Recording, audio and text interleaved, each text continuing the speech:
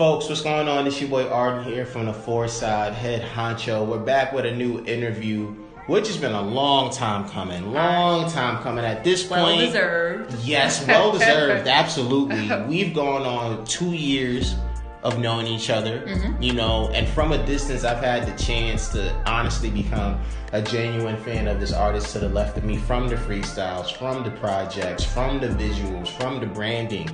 One of, I would honestly say, dopest, bravest, and just emerging MCs coming from just the entire 914, man. And real talk, if you ever had a chance to know about Yaya and to check into her music, you know everything I'm saying is true. So, of course, welcome back to the Side. Yaya, how's everything? I'm good. How are you? I'm doing good. I'm really happy. I'm really happy right now because, again, I've really been looking forward to this interview because this connection has been going on for a couple years in terms of media to artist, fan to fan. And Yaya, you're somebody that across what is like a very busy 914 music scene right now with a lot of MCs, fortunately, a lot of them dope in my opinion, you've managed to stand out. Yeah. And you did so while also pursuing your education and getting your degree. So we need to start there. What made you really tap into the music despite the fact that you were on this journey of getting your degree, which you ultimately did?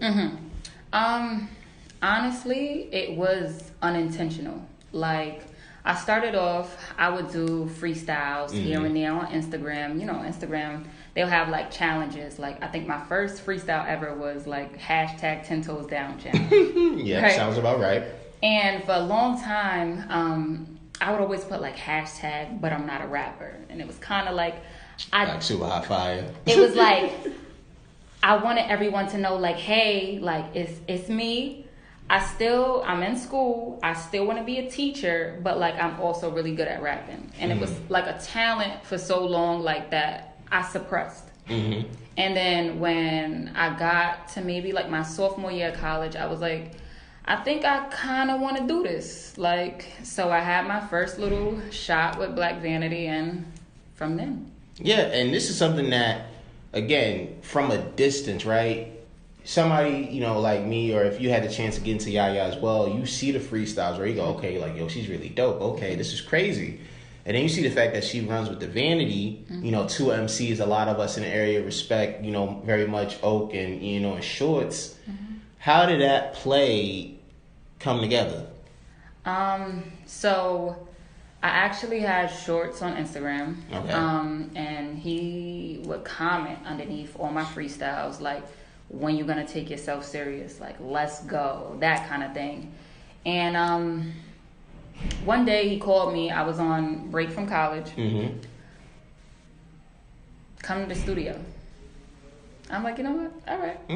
I go. I record a verse to Every Season by Roddy Ricch. And you saw the visual. That was my entry to like rapping. And you was in the session, you was saying with some heavy hitters from the 9. Oakland Winthrop, Shorts, Dejour, BTB is walking out of the session. Like, and my first video shoot is like, I'm sitting there, 19 years old, with a cup in my hand, like terrified. Like, is this really happening? I had no one with me. I went by myself. Like, and from then. What creates the energy that you have, man, when you rap?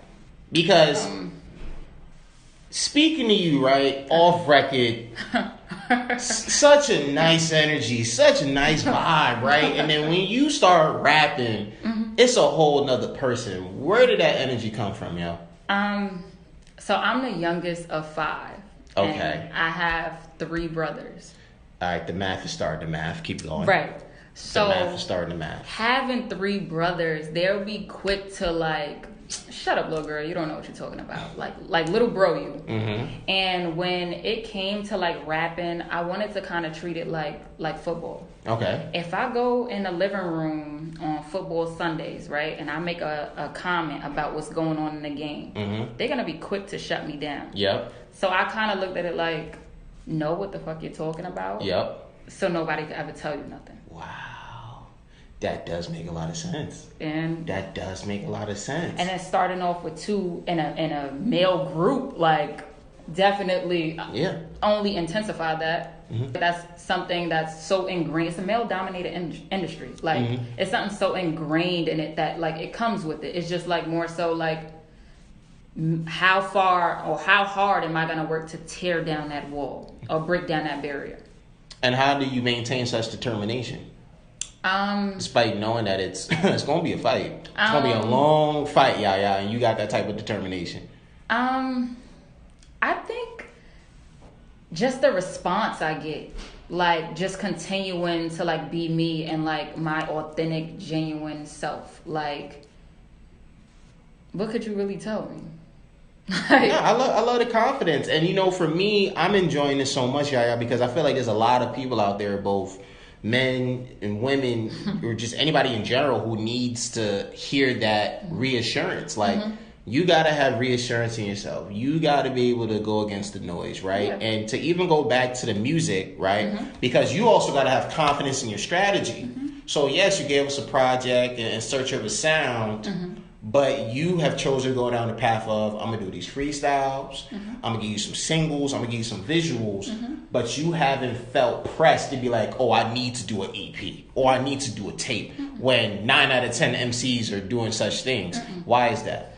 I feel like what's happening is people are putting out such great bodies of work, but then we're only getting it out to the same 200 people, the same 2,000 fans. Like, my goal right now is, like, growing my audience. Continue to grow my audience, solidify, like, a target demographic. Like, who am I making music for? And basically just getting that push behind me. I know, like, I'm definitely loved and supported by home team, but, like, it's bigger than this. Like, I want to get bookings and showcases outside of just 914. Like, I proved myself here. Like, what's next? You know, and that's where I'm at with it. So I'm going to continue to make singles and freestyles and create a buzz and a street buzz and things like that. Like, One of the things we had talked about before this interview, which was funny, was a lot of us, including myself, we only knew of Yaya through Instagram. So that's how we only, like, met each other, communicated, supported each other. And Yaya, again, you had the chance to graduate school from last year. Yes. So congratulations, first of all. Thank you. And you was telling me how, since last summer, you've been able to actually be outside and meet with people that only knew of you for years. Exactly. Like, how was that like? It was funny, like, because I felt like it's certain people I felt like I knew for so long because of our interaction on the internet. And that feeling is real. It's a very real feeling. But, like, I've never met you in person. So, like, even people, like, I remember I had a showcase at, like, Mason Music Studios. And, like, salute. Meeting, like, photographers and, like, the Tay bands and those kind of people in person for the first time is like, whoa, like, you people have, like, we've grown together on Instagram together. Like, I really thought I knew you. Like, and hi, I'm Yaya. Like, nah, it's absolutely real, and I want to get into that as well, because networking is such an important part of what we do, especially in the music business, right? But, like, you have acknowledged, you wasn't able to have that person-to-person interaction from a distance. What was that like for you in terms of just being like, I know these people online, but, like, Raps and Receipts is having a show, I can't be there. There's a show at SOBs, I can't be there. You know, what was that like for you to have to see that from a distance because you was away at school? For a long time, I looked at it as, like, a bad thing. Like, oh my God, I'm missing out. Oh my God, like, but then, like, I'm grateful for that time I had away, because it kind of made me, like, strategize, like, my return home. Like, what am I gonna do when I get here? What do I want to accomplish, and what type of events do I want to perform at, and what's gonna be performed, and that kind of thing. Like, so I showed love from a distance by sharing and listening to people's music and posting videos, listening to their shit and things like that, just so, like, people felt my presence even though I wasn't present. But I think it kind of just made me, like, when you come home, like, you know what to do. You know what to do. And I think timing is everything, because my first showcase was this summer and it was crazy. It was crazy. Like I was so scared of, like, because at school, out of Binghamton, the black population there is very small. Very small. Very small. And I was known as the girl who raps and things like that. So I got a lot of love and I was very much so embraced. But like, I was scared of like, what's going to be everybody's reaction when I come home? Yeah, because that's a different audience, different expectations. That was the pressure, like, of like, oh my God. Like, and then it kind of came with like, do I have songs that can move a crowd? And that's where While You Wait kind of, I was like, all right, let's throw that out there so that I do have some bops, No, and I even say too, I really like Toast. Toast reminds me of like that feel good 97 vibe, like it, and besides just generically just saying like Yaya's done freestyle singles, things like that, but like she's done a lot of great freestyles. Toast is out now. Make sure you check that out, visual included. Right? She released the song that shook up our scene in a great way back in November, 914 Dream. So she's really been building nicely. When you think about your output last year, Yaya, what would you say was the biggest point of it? To me personally was Go Girl.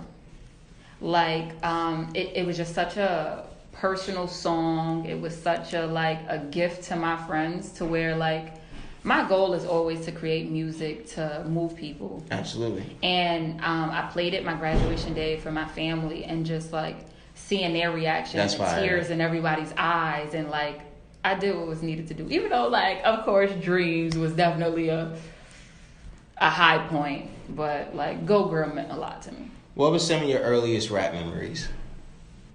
As far as like making music? Fans. Being a fan. Who inspired you to pick up the pen? Who you enjoy listening to back then? Nikki. I feel like it shows in my music. It absolutely does. Yeah, Nikki.